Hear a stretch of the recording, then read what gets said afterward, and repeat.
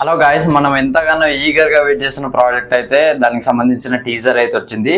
So మరి అదేదో కాదు, స్లమ్ డాగ్ అనమాట. సో 320 రోడ్ అని చెప్పేసి వాళ్ళైతే రిలీజ్ చేయడం అయితే జరిగిందనమాట టైటిల్ అయితే.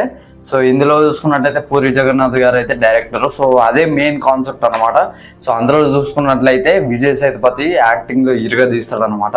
సో వీళ్ళిద్దరు కాంబినేషన్ లో వస్తున్న మూవీ స్లమ్ డాగ్ అనమాట. సో టైటిల్ చూసుకున్నట్లయితే స్లమ్ డాగ్ 33 రోడ్ టెంపుల్ అని చెప్పేసి ఉన్నది. అండ్ ఈ మూవీకి గాను ప్రొడ్యూసర్ అయితే చార్మి. సో ఎప్పటిలాగానే. అండ్ మ్యూజిక్ చూసుకున్నట్లయితే యానిమల్ మూవీ మ్యూజిక్ డైరెక్టర్ అన్నమాట. తన పేరు అయితే హర్షవర్ధన్ రామేశ్వరన్ అన్నమాట. సో ఒక డైలాగ్ అయితే ఉన్నది టీజర్ లో చూసుకున్నట్లయితే, ఒక వాన పడితే కాకుల్లా చెట్ల కింద దాక్కునే జీవితాలు మాయి, అట్లాంటిది మా బతుకులతో నువ్వు ఆడుకుంటే మేము ఊరుకుంటావా అని చెప్పేసి ఆ డైలాగ్ అయితే పెట్టింది అనమాట. సో దీన్ని బట్టి అయితే నేను కొద్దిగా ప్రెడిక్ట్ చేసే ప్రయత్నం అయితే చేస్తాం. అండ్ హీరోయిన్ చూసుకున్నట్లయితే తబు. అండ్ దాంతోపాటు తనైతే పోలీస్ రోల్ అయితే చేస్తుంది. పోలీస్ రోల్ లాగానే నాకైతే అనిపిస్తుంది. అండ్ తనని చూసుకున్నట్లయితే తెలంగాణ స్లాంగ్ లో అయితే మాట్లాడుతుంది అనమాట. సో ఎప్పటిలాగానే మనకి తెలంగాణ స్లాంగ్ ఉంటుంది మ్యాక్సిమం. అంటే మీకు పూరి జగన్నాథ్ ఏ మూవీస్ తీసుకున్నా అలా అందులో లేడీస్ కానీ ఎవరైనా కూడా తెలంగాణ స్లాంగ్లోనే మాట్లాడతారనమాట. ఇస్మార్ట్ చూసుకోండి, డబుల్ ఇస్మార్ట్ చూసుకోండి, అండ్ మొన్న వచ్చిన లైగర్ చూసుకోండి. సో అట్లా అన్నమాట. అండ్ ఐటమ్ సాంగ్ చూసుకున్నట్లయితే సంయుక్త మేనన్ చేస్తుంది. దాంతోపాటు తను ఈ మూవీలో ఒక కీ రోల్ కూడా చేస్తుంది అనమాట. మేబీ హీరోయిన్ తనే కావచ్చు అనుకుంటాను నేనైతే. అండ్ ఈ మూవీ మొత్తం మనీ గురించి అన్నట్టుగానే ఒక చూపెట్టారు. ఫస్ట్ నుంచి వెళ్ళి అదే హైలైట్ చేస్తూ వచ్చారనమాట. విజయ్ సేతుపతి కత్తిట్లో పట్టుకొని ఈ పోస్టర్ చూడండి. ఈ పోస్టర్ చూసినప్పుడు అబ్బా ఏం పోస్టర్ రా అన్న ఫీలింగ్ అయితే నాకు కలిగింది అనమాట. సో వాళ్ళు చూసుకున్నట్లయితే బిచ్చగాళ్ళు, హీరోకి చూసుకున్నట్లయితే మనీ దొరుకుతుంది కావచ్చు అని నేను అనుకుంటున్నా. సో ఆ మనీ కోసం విలన్స్ అందరు ఎదుగుతూ ఉంటారు కావచ్చు. సో దీని గురించి కొద్దిగా ప్రిడిక్ట్ చేసే ప్రయత్నం చేస్తా. అండ్ విలన్ క్యారెక్టరైజేషన్ చూసుకున్నట్లయితే విలన్ వీర నరసింహారెడ్డి మూవీలో ఉంటారు అన్నమాట. సో ఆ విలనే ఈ మూవీలో విలన్ రోల్ అయితే చేస్తున్నాడు అనమాట. సో ఈ కామెడీ అయితే పూరి గారి కామెడీ అయితే వేరే లెవెల్ ఉంటుంది. ఒకప్పుడు వేరే లెవెల్ రాసేవారు అనమాట. బట్ ఇప్పుడైతే కొద్దిగా క్రింజ్ అయినట్టు అయింది అనమాట. టు బి ఫ్రాంక్ చెప్పాలంటే, సో పూరి గారి మార్క్ అయితే కొద్దిగా తగ్గుకుంటూ వచ్చింది అనమాట. అండ్ ఫైట్స్ అయితే బాగున్నాయి, చాలా బాగా నచ్చాయి నాకైతే ఫైట్స్ అయితే. అండ్ క్లైమాక్స్లో ఒక ట్విస్ట్ కూడా ఉంటే బాగుంటుందని నా ఒపీనియన్. అండ్ నాకు పెద్దగా అనిపించని ఎలిమెంట్స్ ఏమైనా ఉన్నాయనంటే అది ఒకటి మ్యూజిక్ అయితే నాకు అంత ఎక్కలేదు. అండ్ ఐటమ్ సాంగ్ కూడా అసలు ఎందుకు విధాలు ఏమో నాకైతే అర్థమవుతలేదు.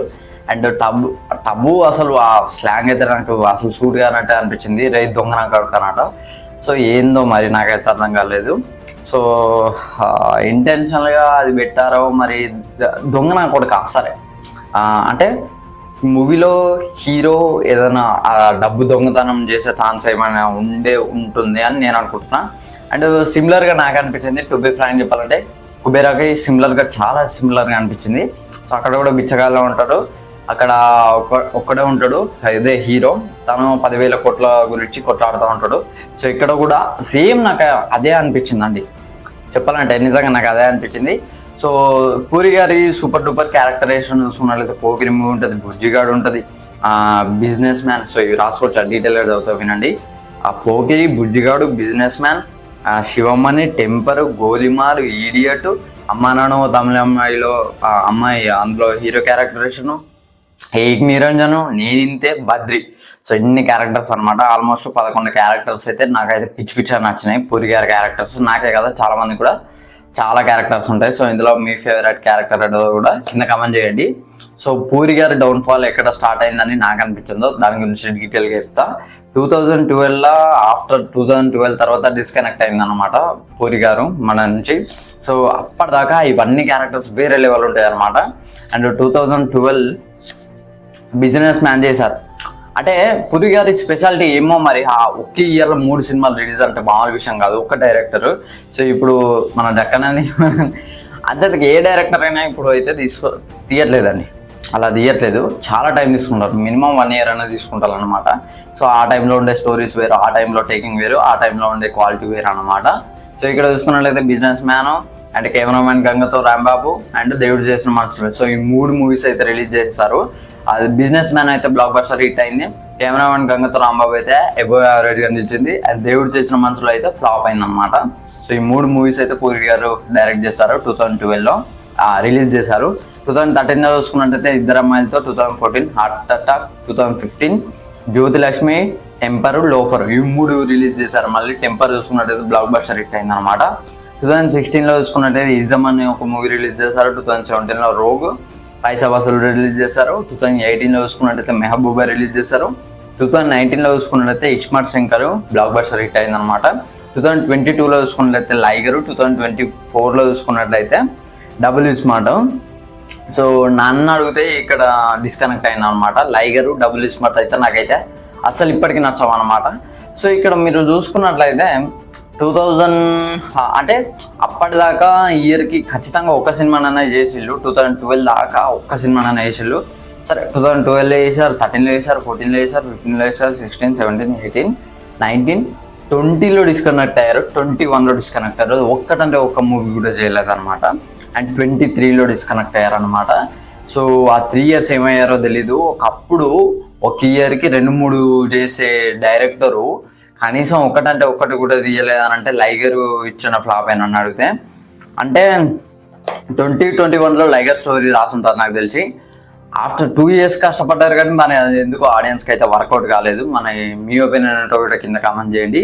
సో అండ్ 23లో చూసుకున్నట్లయితే లైగర్తో మనకు కాలేదని చెప్పేసి డబుల్ స్మార్ట్ సీక్వెల్ అయితే ప్లాన్ చేసిండు. బట్ అది ఇస్మార్ట్ శంకర్ చూసుకున్నట్లయితే బ్లాక్ బస్టర్, ఆ క్యారెక్టరైజేషన్ కానీ ఆ స్టోరీ కానీ ఎవ్రీథింగ్ వేరే లెవెల్ అనిపించింది అందరికి. బట్ దానికి బలవంతంగా డబుల్ స్మార్ట్ తీసి ఆడియన్స్ మీద రివెంజ్ అయితే ప్లాన్ చేసిండు అనమాట. అండ్ ఇదైతే కొద్దిగా బాధాకరం అని చెప్పుకోవచ్చు. నాకు చాలా కొద్దిగా బాధ వేసిండి అది. ఎందుకనంటే ఒకప్పుడు పూరి గారు ఏ రేంజ్లో నాకు తెలిసి ఇక్కడనే కనెక్ట్ అయిందండి. మెహబూబా కూడా సూపర్ ఉంటుంది, పేట్రియాటిక్ మూవీ.